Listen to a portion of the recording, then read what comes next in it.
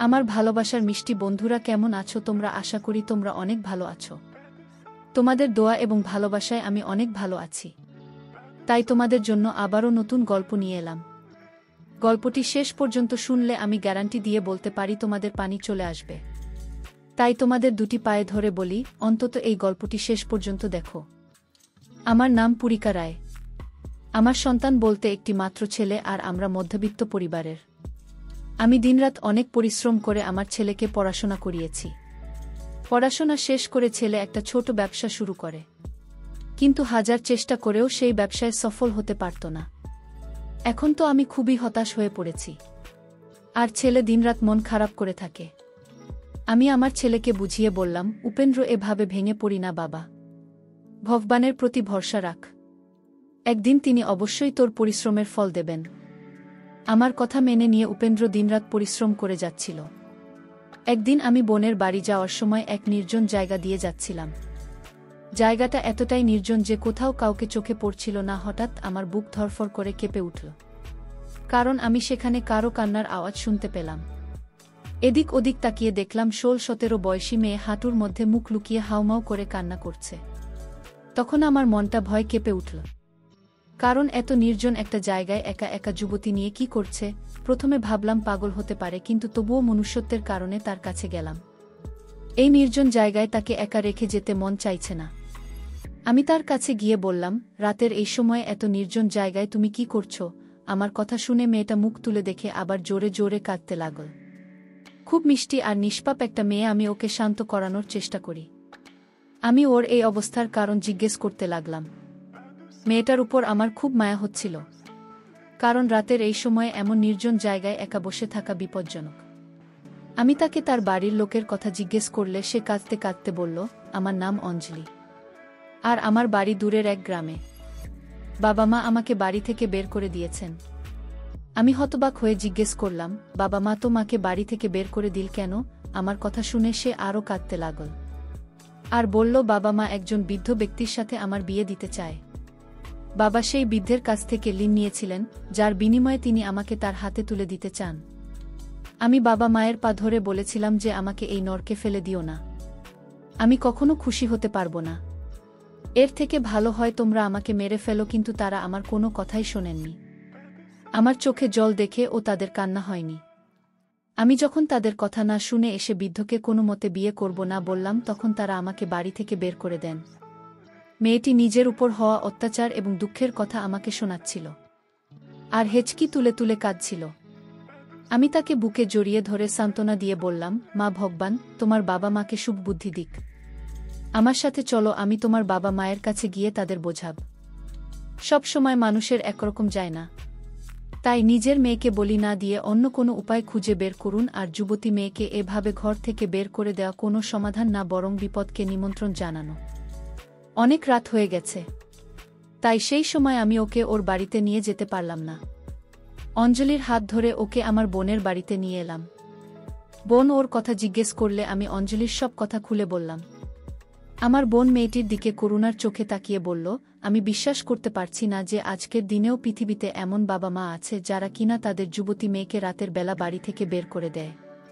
তারা নিজের সম্মানের কথা চিন্তা করে না। আমরা সারা রাত বোনের বাড়িতে কাটালাম। পরের দিন সকালে আমি তাকে তার দেওয়া ঠিকানায় নিয়ে গিয়ে দরজা নক করলাম। দরজাটা এক যুবক ছেলে খুলল। অঞ্জলি তাকে দেখা মাত্রই আমার পিছনে লুকিয়ে পড়ল।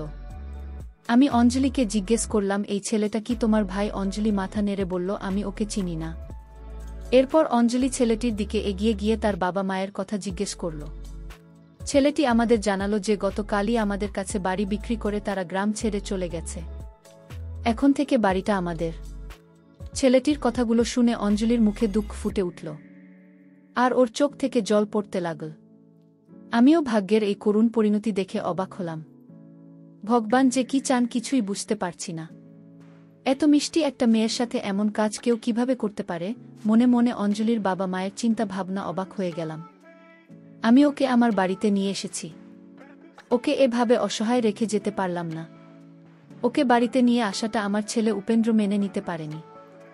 সে অবাক হয়ে আমার কাছে অঞ্জলি সম্পর্কে প্রশ্ন করলে আমি তাকে বললাম, আপাতত এটি আমাদের সাথে থাকবে। আমার মুখ থেকে এ কথা শুনে রাগ প্রকাশ করেও নিজের ঘরে চলে গেল। আমাদের বাড়িটা খুব বেশি বড় না। আমি অঞ্জলিকে আমার রুমে বসিয়ে ওপেন রুমে গিয়ে দেখলাম উপেন্দ্র তার জিনিসপত্র রাগে উল্টোপাল্টা করছে। আমি মনে মনে দীর্ঘশ্বাস ফেললাম। আমি জানতাম উপেন্দ্র মেয়েদের পছন্দ করে না। সে সবসময় মেয়েদের থেকে দূরে দূরে থাকে। উপেন্দ্রের কাছে বসে তাকে বুঝতে শুরু করি যে বাবা তুই এমন করছিস কেন। আমার কথা শুনে উপেন্দ্র বলল মা কে এই মেয়ে আর কেন তুমি বাড়িতে নিয়ে এলে। আমি ওর কথা শুনে বললাম বাবা একটা অসহায় মেয়ের বাবা মা নেই, তাই ওকে এখানে নিয়ে এসেছি। আমার কথা শুনে উপেন্দ্র উঠে চলে যেতে চাইলে আমি ওর হাতটা ধরলাম। ও বলল মা তুমি খুব সরল, এই পৃথিবীতে কত রকম প্রতারক আছে তুমি কি তা জানো। এই মেয়েটা যদি প্রতারক হয় তখন আমরা কোথায় যাব, কি করব। আমাদের অবস্থা এমনিতেই খারাপ। সংসার চালাতে কত পরিশ্রম করতে হয়। এই অবস্থায় মাথায় একটা নতুন সমস্যা নিয়ে এলে আমি নতুন করে কোনো সমস্যায় পড়তে চাই না। আমি তাকে বুঝিয়ে বললাম বাবা এই মেয়েটা খুব নিষ্পাপ, চেহারা দেখে তাকে মোটেও প্রতারকের মতো মনে হয় না। আর কিছু খারাপ হলে তখন দেখা যাবে ভগবান আমাদের সাথে আছেন। ছেলে তখনও রাজি হচ্ছিল না। তারপরে আমি তাকে আমার মাথার দিব্যি দিলে অঞ্জলিকে বাড়িতে থাকতে দিতে রাজি হল। এখন আমি কিছুটা স্বস্তি পেলাম। অন্তত অঞ্জলির একটা ব্যবস্থা হলো, যদি অসহায় হয়ে রাস্তায় রাস্তায় ঘুরে বেড়াত তাহলে ওর জন্য সেটা মোটেও ভালো কিছু হতো না। এখনকার সময়ে মানুষ নয়, রাস্তায় রাস্তায় কুকুর ঘুরে বেড়ায়, যারা অঞ্জলির মতো একা কোনো মেয়েকে পেলে ছিঁড়ে খেতে প্রস্তুত। এই অবস্থায় আমি কিভাবে তাকে রাস্তায় একা রেখে যেতে পারি। কিন্তু কথায় বলে না ভাগ্য কখন কোন দিকে মোড় নেয় তা বলা খুব কঠিন। আস্তে আস্তে সময় কাটতে লাগল অঞ্জলির। এখানে আসার 3 মাস হয়ে গেছে। সে আমাকে আমার কাজে সাহায্য করত এবং আমার খুব সেবা যত্ন করত। মনে হতো যেন ভগবান আমাকে একটা মেয়ে দিয়েছেন। অঞ্জলি আমাকে কোনো কাজে হাত লাগাতে দিত না। আমার খুব যত্ন নিত আর রাতে আমার পা টিপে দিত। সে বলতো তুমি যদি আমাকে না রাখতে তাহলে আমি কোথায় যেতাম, তুমি আমার সব কিছু। আমি যত তোমার সেবা করি ততই কম। সে আমায় এত যত্ন করত যে মাঝে মাঝে আমার নিজেকে গর্বিত মনে হতো। জানি না কি এমন পূর্ণ করেছি যে ভগবান আমাকে অঞ্জলির মতো একটি মেয়ে দিয়েছেন। অঞ্জলি আমার বাড়িতে খুব খুশি। অঞ্জলিকে খুশি দেখে আমি খুশি। কিন্তু আমার চিন্তা আমার ছেলের উপেন্দ্রকে নিয়ে। এখন অঞ্জলিকে সে আগের মতো পছন্দ করে না, কিন্তু তবু অঞ্জলির সামনে পড়া থেকে নিজেকে বাঁচিয়ে চলত। খুব জরুরি কাজ থাকলে তবে সে তার সামনে যেত, নইলে উপেন্দ্র বাড়িতে আসার সাথে সাথে সে এদিক সেদিক ঘুরে বেড়াত। উপেনের ভয় মন থেকে দূর করার অনেক চেষ্টা করেছি। উপেন্দ্র খুব ভালো ছেলে, কিন্তু জানি না অঞ্জলির কি হয়েছিল যে সে সবসময় উপেন্দ্রকে এড়িয়ে চলত। অঞ্জলি এখানে আসার পর থেকে একটা জিনিস লক্ষ্য করছি যে উপেন্দ্রের এখন আর অঞ্জলিকে খারাপ লাগে না। আমি ওপেনারের চোখে অঞ্জলি প্রতি ভালোবাসা দেখলাম। যদিও আমার ছেলে মেয়েদের থেকে সব সময় দূরে থাকত। ছেলে বিয়ে করবে কি না এটা নিয়ে আমি ভয়ে থাকতাম। উপেন্দ্র আমার একমাত্র ছেলেও বিয়ে না করলে আমার পুরো বংশ ধ্বংস হয়ে যাবে। উপেন্দ্রের চোখের অঞ্জলি প্রতি ভালোবাসা দেখে ভাবলাম উপেন্দ্রকে রাস্তায় আনার এটা একটা ভালো সুযোগ। কিন্তু উপেনের সাথে সরাসরি কথা বলতে পারছি না। উপেনের মনের অবস্থা জানতে আমি পাড়ায় এক ঘটককে অঞ্জলির জন্য সম্বন্ধ আনতে বললাম। আমার কথায় তিনি অঞ্জলির জন্য সম্বন্ধ নিয়ে বাড়িতে আসেন। তাদের অঞ্জলিকে এত পছন্দ হয় যে তারা তখনই সম্বন্ধ পাকা করতে চাইছিল। আমি তাদেরকে থামিয়ে 7 দিন পর আসতে বললাম। আমি মনে মনে ভেবে নিয়েছি যে উপেন্দ্র অঞ্জলি সম্বন্ধে কথা বললে সে কিছু না কিছু করবে, আর তখন আমি জানতে পারবো যে উপেন্দ্রের মনে কি চলছে। সন্ধ্যা উপেন্দ্র বাড়িতে এলে আমি ওকে বললাম যে আমি অঞ্জলির সম্বন্ধ ঠিক করে ফেলেছি। সামনে 7 দিন পর পাকা কথা বলে দেব আর তারিখ ঠিক করব। আমার কথা শুনে উপেনের মুখ রাগে লাল হয়ে গেল। তারপরেও বলল মা তুমি আমাকে না জিজ্ঞেস করে অঞ্জলির বিয়ে ঠিক করলে কিভাবে। আমি কিছু না বোঝায় ভান করে বললাম তোকে জিজ্ঞেস করে কি হবে, তুই তো অঞ্জলিকে এই বাড়িতে থাকতে দিতে চাস না, তাই অঞ্জলির বিয়ে হয়ে গেলে তুই একটু স্বস্তি বোধ করবি। আমার কথা শুনে উপেনের মাথা নিচু করে তারপর বলল মা আমি অঞ্জলিকে পছন্দ করতে শুরু করেছি এবং অঞ্জলিকে বিয়ে করতে চাই। ওর কথা শুনে আমি ওর দিকে হতবাক হয়ে তাকিয়ে রইলাম এবং কপট রাগ নিয়ে বললাম অপদার্থ, তুই তো ওকে পছন্দ করিস না, তাহলে ওকে বিয়ের কথা বলছিস কিভাবে। উপেন্দ্র আমার কাছে এসে আমার মিথ্যে রাগ উপেক্ষা করে বলল মা আমি অঞ্জলিকে ভালোবাসি, আমি বিয়ে করলে শুধু ওকেই করব। অঞ্জলি আমার ছাড়া অন্য কারো হতে পারে না। এই বলে সে ঘর থেকে বেরিয়ে গেল। আর আমি তার কথা শুনে মনে মনে হাসতে লাগলাম। উপেন্দ্র রাজি, কিন্তু এখন সমস্যা হলো অঞ্জলি রাজি হবে কি না। আমি জানি ও যদি আমার কথা ফেলতে পারবে না, কিন্তু আমি এটাও জানি যে অঞ্জলি প্রথম থেকেই উপেন্দ্রকে ভয় পায়। তাই হয়তো ওর সাথে সারা জীবন কাটানোর কথা ভাবতেও পারবে না। সকালে স্নান করে ফ্রেশ হওয়ার পরে আমি অঞ্জলিকে কাছে বসিয়ে বোঝাতে শুরু করলাম যে অঞ্জলি, তুই কি আমায় ভালোবাসিস? আমার কথা শুনে ওর চোখে জল চলে এল। তুমি আমার কাছে ভগবান, আর তুমি এই কথা বলছো কেন? আমি অঞ্জলির হাত আমার হাতে নিয়ে বললাম, অঞ্জলি, তুই কি আমার ছেলে উপেন্দ্রকে বিয়ে করতে পারবি? আমার কথা শুনে অঞ্জলি হতভম্ব হয়ে আমার মুখের দিকে তাকাল। মনে হলো যেন সে বৈদ্যুতিক শক খেয়েছে। অঞ্জলি মাথা নাড়তে লাগল। আমি তাকে বুঝিয়ে বললাম যে উপেন্দ্র খারাপ না। মেয়েদের প্রতি তার ঘৃণার পিছনে একটা বড় কারণ আছে, আর সেটা হলো তার পিসি। ওর পিসির খারাপ কাজের জন্য উপেন্দ্র সমস্ত মেয়েদের ঘৃণা করে। ওর পিসি একটা খুব বড় কেলেঙ্কারি করেছিল, যার কারণে ওর পিসির সাথে এই পরিবারের সমস্ত সম্পর্ক শেষ হয়ে যায়।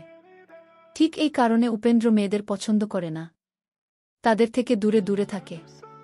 আমার কথায় অঞ্জলির মন কিছুটা শান্ত হয়, কিন্তু তবুও অঞ্জলি ভয়ে ভয়ে ছিল। অঞ্জলিকে আমি কথা দিলাম যে আমি তার প্রতি কখনো কোনো অন্যায় হতে দেব না। আমার ছেলে আর আগের মতো নেই। এখন তুমি নিজেই বুঝতে পারছ, উপেন্দ্র অনেক বদলে গেছে আর সে তোমাকে ভালোবাসতে শুরু করেছে। আমার কথাগুলো তার মনের ভয়কে দূর করে দিল। সে বলল, আমি কিভাবে তোমাকে না বলতে পারি? তুমি আমার কাছে ভগবানের মতো। বাবা মা আমাকে ছেড়ে গেলেও তুমি আমাকে স্থান দিয়েছিলেন। অঞ্জলির কথা শুনে আমি খুব খুশি যে ভগবান আমাকে খুব ভালো পুত্রবধূ এবং মেয়ে দুটোই দিয়েছেন। আমি উপেন্দ্র আর অঞ্জলির বিয়ে ঠিক করে দিলাম। তারপর অঞ্জলি আর উপেন্দ্রের বিয়ের দিনও এসে গেল। আমি ওদের বিয়ে খুব ধুমধাম করে না হলেও খুব আনন্দের সাথে দিয়েছি। বিয়ের পর উপেন্দ্র অঞ্জলির খুব যত্ন নিত ও খাওয়া দাওয়া থেকে প্রতিটি ছোট বড় প্রয়োজনের দিকে নজর রাখত। কিন্তু এই জিনিস আমাকে ভিতর ভিতর কষ্ট দিত, আর সেটা হলো অঞ্জলি স্বাস্থ্য। কারণ দিন দিন অঞ্জলি স্বাস্থ্য খারাপ হচ্ছিল, একটু কাজ করেও হাঁপিয়ে উঠতে। আমি সব চেষ্টা করেছি, কিন্তু ওর স্বাস্থ্যের উন্নতি তো দূরের কথা, বরং দিন দিন অঞ্জলি স্বাস্থ্যের অবনতি হচ্ছিল। আমার বমা খুব সুন্দরী, তার টানা টানা চোখ যে কাউকে পাগল করার জন্য যথেষ্ট। এখন তার সেই চোখের নিচে কালো দাগ পড়তে শুরু করেছে। যদিও উপেন্দ্র অঞ্জলি এর যত্ন নিত। আমার মনে আছে বিয়ের দিন যখন অঞ্জলি কনে সেজে আমার বাড়িতে এসেছিল। বিয়ের কয়েকদিন আগে আমি অঞ্জলিকে বোনের বাড়িতে পাঠিয়ে দিয়েছিলাম এবং অঞ্জলি সেখান থেকে কনের সাথে যখন আমার বাড়িতে আসে তখন সে খুব খুশি ছিল। কিন্তু বিয়ের পরে সে চুপচাপ থাকতে শুরু করে। যে কাজ করতে বলতাম চুপচাপ করে দিত, বেশি কথা বলতো না। এখন আমার ওকে নিয়ে চিন্তা হতে শুরু করেছে। উপেন্দ্র অনেক ডাক্তার কবিরাজ দেখাল, কিন্তু ওর কোনো উন্নতি হলো না। একদিনও কেন্দ্রে বাড়িতে এসে অঞ্জলি স্বাস্থ্যের কথা জিজ্ঞেস করলে আমি ওকে বললাম যে আজ অঞ্জলির শরীর খুব খারাপ, ঘরে শুয়ে আছে। উপেন্দ্র অঞ্জলির কাছে গিয়ে খুব আদর করে চুলে আঙুল বুলিয়ে দিতে দিতে ওকে জাগিয়ে তুলুন। সে সময় অঞ্জলির অবস্থা খুব খারাপ। উপেন্দ্র ব্যাগ থেকে মধু বের করে অঞ্জলিকে খাওয়ালো। আমি লক্ষ্য করেছি যে বিয়ের পরের দিন থেকেই উপেন্দ্র অঞ্জলিকে মধু খাইয়ে তাকে ছাদে নিয়ে যেত। আমি খুব অবাক হয়ে ওকে জিজ্ঞেস করলাম, কিন্তু ও কোনো না কোনো অজুহাত খাড়া করত। আমি ভেবেছিলাম ও অঞ্জলি ভালোবাসে, তাই ওর সাথে খারাপ কিছু করবে না। অঞ্জলি আবার শুয়ে পড়লে উপেন্দ্র ফ্রেশ হতে বাথরুমে চলে গেল। আমি কিছুক্ষণ অঞ্জলির কাছে বসে তারপর উঠে বাইরে বেরিয়ে এলাম। কিছুদিন এভাবেই কেটে গেল। একদিন অঞ্জলি আমার কাছে বসেছিল। হঠাৎ সে অজ্ঞান হয়ে একপাশে গড়িয়ে পড়ল। উপেনের বাড়িতে ছিল না। আমি টেনশনে পড়ে তাড়াতাড়ি উপেন্দ্রকে ফোন করে বাড়িতে ডাকলাম। উপেন্দ্র এসে হাসপাতালে নিয়ে গেলে ডাক্তার চেকআপ করে বললেন, মানসিক চাপের কারণে অজ্ঞান হয়ে গেছে। মনে হচ্ছে আপনার পুত্রবধূ মাথায় খুব বেশি চাপ নেয়, সেই কারণেই হয়তো অজ্ঞান হয়ে গেছে। কিছুক্ষণ পর অঞ্জলির জ্ঞান ফিরে এলে উপেন্দ্র অঞ্জলিকে বাড়িতে নিয়ে আসে। আমি অঞ্জলির জন্য জুস বানিয়েও রুমে ঢুকে দেখি উপেন্দ্র অঞ্জলির গলায় হলুদ সুতো বাড়ছে। আমি পাশের টেবিলে জুসের গ্লাসটা রেখে ওকে জিজ্ঞেস করলাম, উপেন্দ্র, অঞ্জলিকে কিছু তো আছিস? ও বলল, মা, অঞ্জলি দিন দিন অসুস্থ আর দুর্বল হয়ে যাচ্ছে, তাই আমি খুব বড় এক সাধু বাবার কাছ থেকে সুতো নিয়ে এসেছি। কেন জানি না আমার একটু সন্দেহ হলো, মনে হলো উপেন্দ্র আমার কাছ থেকে কিছু লুকাচ্ছে। কিন্তু আমি কিছু জিজ্ঞেস করিনি, কারণ আমি জানি উপেন্দ্র আমাকে কিছু বলবে না। তাই ওকে জিজ্ঞেস করে কোনো লাভ নেই। আমি অঞ্জলি বিছানায় বসে ওর মাথায় হাত বুলিয়ে দিচ্ছি আর মন থেকে সব খারাপ চিন্তা দূর করে ভগবানের কাছে অঞ্জলি সুস্থতার জন্য প্রার্থনা করছি। পরের দিন অঞ্জলি স্বাস্থ্য কিছুটা ভালো হয়। দুপুরের পরে যখন বের হলাম দেখলাম ওপেনের কোটা নিয়ে বাইরে যাচ্ছে। এটা এখন ওপেন রুটিন হয়ে দাঁড়িয়েছে। বিয়ের কয়েকদিন পর থেকেই প্রতি মঙ্গলবার ডালের কোটা নিয়ে কোথাও বেরিয়ে যেত। আমি তাকে অনেকবার জিজ্ঞেস করেছি যে তুই ডাল নিয়ে কোথায় যাস, সে বলতো মা একজনের খুব অভাব, তাই তাকে সাহায্য করি। উপেন্দ্র এমন কর্মকাণ্ড আমাকে ভাবতে বাধ্য করে যে সে কিছু ভুল কাজ করছে না তো। আজ শুক্রবার উপেন্দ্রের বাড়িতেই ছিল। রাতে রান্নাঘর থেকে বের হওয়ার সময় দেখলাম ওপেনের অঞ্জলিকে নিয়ে ছাদে যাচ্ছে। আমার মন আমাকে বলল কিছু একটা গরমিল আছে, তাই আমি তার পিছু পিছু সিঁড়ি বেয়ে ছাদে উঠতে লাগলাম। ছাদে পৌঁছে সামনের দৃশ্য দেখে মনে হলো কেউ যেন আমার শরীর থেকে প্রাণ কেড়ে নিয়েছে। উপেন্দ্র অঞ্জলিকে একটা বৃত্তের ভিতর শুয়ে রেখেছে। কিন্তু আরও বেশি হতবাক হয়ে গেলাম এটা দেখে যে অঞ্জলি অজ্ঞান হয়ে গোলের মধ্যে শুয়ে আছে, তার কোনো হুঁশ নেই। উপেন্দ্রনাথ জানি ওর কপালে কি কি লিখে রেখেছে আর ওর সামনে বসে কিছু একটা বিট বিট করছে। উপেন্দ্র মনে মনে কিছু মন্ত্র পড়ে অঞ্জলির দিকে ফু দিল, আর ফু দেওয়ার সাথে সাথে অঞ্জলি সারা শরীর কাঁপতে লাগল। এই সব দেখে আমার গলা দিয়ে আর্তনাদের চিৎকার বেরিয়ে এলো। আমার চিৎকারের শব্দ শুনে উপেন্দ্র আমার দিকে তাকিয়ে মুখ সাদা হয়ে গেল ও বলল, আমি বুঝতে পারিনি এরকম হবে। আমি ওর সামনে এসে ওর মুখে জোরে একটা থাপ্পড় মারলাম। সেই সময় মনে হলো উপেন্দ্র নিজের মধ্যে নেই। ওকে কেমন অদ্ভুত আর পাগল লাগছে। এরপর আমি ওর মুখে একের পর এক থাপ্পড় মারতে লাগল। আরও কিছু না বলে চুপচাপ দাঁড়িয়ে রইল। আমি ওকে বললাম, তুই একটা বদমাইশ, তোর সাহস কি করে হলো একটা নিষ্পাপ মেয়ের সাথে এমন জঘন্য খেলা খেলার? তুই এখন অঞ্জলিকে ঠিক করো, না হলে আমি ভুলে যাব তুই আমার ছেলের আগে আমার সারা শরীর কাঁপছিল। আমার অবস্থা দেখে উপেন্দ্র মন্ত্র বলে কিছু একটা অঞ্জলির দিকে ছুঁড়ে মারল, আর সঙ্গে সঙ্গে অঞ্জলির শরীরটা তখনও কাঁপছিল তার। আমি উপেন্দ্রকে ঝাঁকি দিতে দিতে প্রশ্ন করলাম, এসব কি এখনো মুখ বন্ধ করে এভাবে দাঁড়িয়ে থাকবি নাকি আমার কথার জবাব দিবি? আমার কথা শুনে উপেন্দ্র কাঁদতে লাগল আর আমাকে পুরো ব্যাপারটা বলতে লাগল। আমি চুপচাপ শুনতে লাগলাম। ও বলল, আমি যখন এই মেয়েকে প্রথম দেখি তখনই ওর প্রতি অদ্ভুত আকর্ষণ অনুভব করি।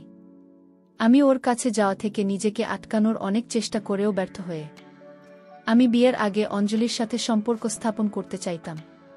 কিন্তু যখনই আমি অঞ্জলির সাথে এসব করার চেষ্টা করতাম, তখন অঞ্জলি আমার কাছ থেকে পালিয়ে যেত বা আমাকে এসব করতে বাধা দিত। একদিন ও আমাকে হুমকি দিল যে তুমি যদি আমার সাথে জোর করো তাহলে আমি তোমার মাকে সব বলে দেব। তখন উল্টো আমি ওকে হুমকি দিয়েছিলাম যে তুমি যদি আমার মাকে বলো তাহলে আমি মাকে বোঝাবে যে তোমার উদ্দেশ্য কত খারাপ, আর আমার মা আমাকে বিশ্বাস করবেন। তারপরে তিনি তো মাকে বাড়ি থেকে বের করে দেবে। আমার কথা শুনে অঞ্জলি ভয় পেয়ে যায়, কারণ এই বাড়ি ছাড়া ওর আর কোথাও থাকার জায়গা নেই। তাই ওই বাড়ি ছেড়ে যেতে চায় না। ভয়ে চুপ রইল, আমার বিরুদ্ধে কোনো কথা বলল না। কিন্তু আমার উদ্দেশ্য পূরণ হচ্ছিল না, কারণ ও সবসময় আমার থেকে পালিয়ে বেড়াত। আমিও মনে মনে ঠিক করলাম যে অঞ্জলিকে পেয়ে যাব। তুমি যখন বললে তুমি অঞ্জলির বিয়ে ঠিক করেছ, তখন আমি তা মেনে নিতে পারলাম না। আমি ঠিক করলাম অঞ্জলিকে বিয়ে করে ওকে নিজের করে পেতে, তারপর ওকে ছেড়ে দেব। বিয়ের প্রথম রাতে ফোনে আমার বন্ধুকে এই কথাই বলেছিলাম, কিন্তু অঞ্জলি আমার এই কথা শুনে নেয়। তাই বিয়ের প্রথম রাতে অঞ্জলি আমাকে তার কাছে আসতে দেয়নি। এবার অঞ্জলি চালাকি করছিল, সে ফোনে আবার কল রেকর্ড করে নেয়। আমি অঞ্জলিকে হুমকি দিলে সে আমাকে বলে যে তুমি যদি আমার সাথে জোর করো আমি এই রেকর্ডিং তোমাকে শোনাব। এ কথা শুনে আমি দুর্বল হয়ে পড়ি। বিয়ের এতদিন পরেও আমি অঞ্জলিকে নিজের করে পাইনি। অঞ্জলি আমাকে বোঝানোর চেষ্টা করত, আমাদের বিয়ে হয়েছে আমার জন্য না হলেও তোমার মায়ের জন্য, এই সম্পর্কটা সততার সাথে বজায় রাখো। কিন্তু অঞ্জলি কথায় আমার কোনো ভ্রুক্ষেপই ছিল না। আমি যেটা ভেবেছি সেটা পূরণ করাই আমার লক্ষ্য ছিল। আমি চাইলে জোর করে অঞ্জলিকে নিজে করতে পারতাম, কিন্তু আমি চাইতাম অঞ্জলি যেন নিজেকে আমার কাছে সঁপে দেয় আর আমি ওকে দিয়ে এটা করাব। আমি একজন কবিরাজ বাবার সাহায্য নিয়ে তার কথামতো সব কাজ করতাম। সেই মধু তিনিই দিয়েছিলেন এবং আমাকে প্রতিদিন সেটা অঞ্জলিকে খাওয়াতে হতো। কবিরাজ বাবার কথামত প্রতি মঙ্গলবার একটা সুসানে রাখতাম। 3 দিন পর্যন্ত আমাকে এই কাজ করতে হতো। তারপর অঞ্জলি নিজেই আমার পায়ে নিজেকে সঁপে দিত। কিন্তু তার আগে তুমি সবটা জানতে পেরে গেলে। এই ভয়ঙ্কর সত্যতা শুনে আমি হতবাক হয়ে উপেন্দ্রের মুখের দিকে তাকিয়ে রইলাম। বিশ্বাস করতে পারছি না যে উপেন্দ্র আমার ছেলে। জানি না কি পাপ করেছি যে ভগবান আমাকে উপেন্দ্রের মতো সন্তান দিয়েছেন। এর থেকে ভালো হতো আমি নিঃসন্তান থাকতাম। আমি আবারও পেনদের গালে জোরে একটা থাপ্পড় মেরে বললাম, তোর লজ্জা করে না? যে অসহায় মেয়েটিকে তোর মা নিজের মেয়ে করে তোর হাতে দিয়েছিল, আর তুই সেই মেয়ের জীবন নষ্ট করতে উঠেপটে লাগেছিস। আমি তাকে কখনো ক্ষমা করতে পারব না। আর এমন বোমা আর বহু মানুষ ভাগ্য করে পায়। সে নীরবে কষ্ট পেতে থাকে কিন্তু কখনো মুখ খোলেননি। সে তোকে সঠিক পথে আনার চেষ্টা করতে থাকে, আর তুই তাকে নষ্ট করতে থাকিস। এখন অঞ্জলির কিছুটা জ্ঞান ফিরতে শুরু করেছে।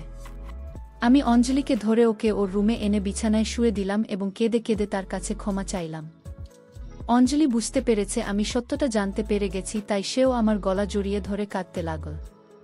আমি বললাম, অঞ্জলি, আমাকে ক্ষমা করে দে।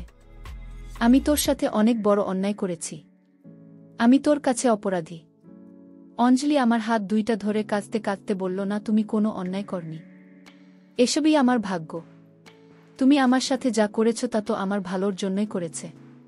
তোমার কোনো দোষ নেই। আমার ভাগ্যে না আছে বাবা মায়ের ভালোবাসা, না আছে স্বামীর ভালোবাসা। কিন্তু ভগবান আমাকে তোমার মতো মা দিয়েছেন, আর আমি তোমাকে হারাতে চাই না। তাই আমি উপেন্দ্র সব অত্যাচার সহ্য করেছি। আমি আশা করেছিলাম যে উপেন্দ্র হয়তো সঠিক পথে আসবে।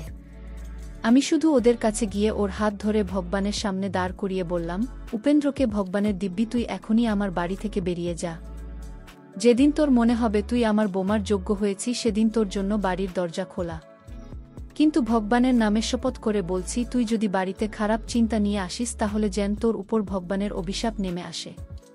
নিজেকে অঞ্জলির যোগ্য তৈরি না করা পর্যন্ত এই বাড়িতে পা দিবি না। উপেন্দ্র মাথা নিচু করে বাড়ি থেকে বের হয়ে গেছে। এখন আমি আর আমার মেয়ে অঞ্জলি বাড়িতে আছি। অঞ্জলি এখন একটা চাকরি জোগাড় করে নিয়েছে। ধীরে ধীরে তার শরীরও ভালো হতে শুরু করেছে। আমরা দুজনেই একে অপরের সাথে খুব খুশি। মাঝে মাঝে ভাবি উপেন্দ্র ফিরে আসবে। হৃদয়ের কোণে থেকে আওয়াজ আসে, সে আমার ছেলে। আমার লালন পালন এতটাও খারাপ না যে উপেন্দ্রকে সঠিক পথে অবশ্যই ফিরে আসবে এবং আমার অঞ্জলি জীবন সুখে ভরে উঠবে। আমি ভগবানের উপর পূর্ণ বিশ্বাস রেখে সেদিনের অপেক্ষায় বসে আছি, যেদিন উপেন্দ্র একজন ভালো স্বামী এবং ভালো ছেলে হয়ে বাড়িতে প্রবেশ করবে। বন্ধুরা, আজকে এ পর্যন্ত। এই ভিডিওটি দেখার পর যদি তোমাদের ভালো লাগে তাহলে অবশ্যই ভিডিওটিতে একটি লাইক এবং চ্যানেলটি সাবস্ক্রাইব করে রেখো।